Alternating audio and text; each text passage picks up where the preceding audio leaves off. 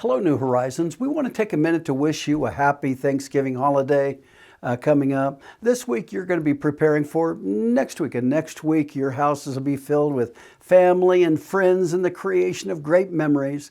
But first, this Sunday, and I want to prepare the table. I want to tell you about the beginnings and why we're where we are today. Even with all of our negative moments, we still have a wonderful heritage.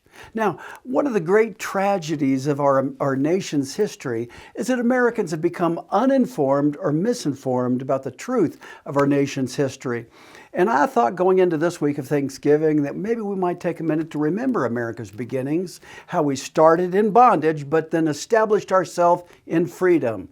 What if we remembered the battles that we fought to protect those freedoms? All of this and more. Well, what if we considered this Sunday how we lived in freedom as a nation and how we even went to war to protect that freedom that we won? The sense of freedom that we have engaged in a country is now watched and coveted all over the world. With that in mind, on this Sunday, I propose to help us remember who we are and sadly remember how in many ways we've turned back to the roots of bondage. We started in bondage to a brutal, despotic country, and then we moved from that bondage into the world's greatest examples of God's powerful guiding hand over the affairs of a nation. But how we have changed. And we're living in a day where one of our leaders in recent years, declared to the world at a press conference in Turkey that the United States is not a Judeo-Christian nation. Oh, we're simply just a nation with Christians and Jews in it, they said. So where do we take a wrong turn? And when did we forget what our founding fathers built our nation upon? And how did we as a people lose track of our history? And finally, what are the consequences of those grave mistakes? At the expense of becoming Mr. Obvious, have you noticed that the 6 weeks in between Thanksgiving and New Year's have been replaced with what's now called the holiday season? See, Thanksgiving is being brushed and left aside in the dust, and Christmas, that's a different story altogether. So today, let's remember who we are and why we're thankful and what we're thankful for.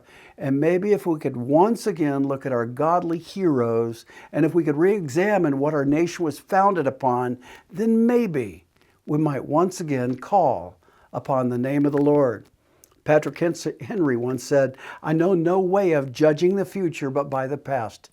You can only do that by correctly assessing what happened in the past. And Woodrow Wilson understood this when he said, "A nation which does not remember what it was yesterday will never know what it is today or what it's trying to do." And we're trying to do a futile thing, he continued, if we don't know where we've come from or what it's all about. That's true today with America. It's especially true when it comes to the role of the church in history, because we've forgotten who we are. So this Sunday, we're going to remember and we're going to endeavor to become thankful for the greatness that America has become. All the while, not forgetting our vast deficiencies, our mistakes. We've had those, that's for sure. I don't know about you, but many of my mistakes have come or become the launching board for a better tomorrow. And I think it's due to God's grace in my life. So this coming Sunday, let's get together and discover the greatness of what God has given us so that this Thanksgiving we can be truly thankful.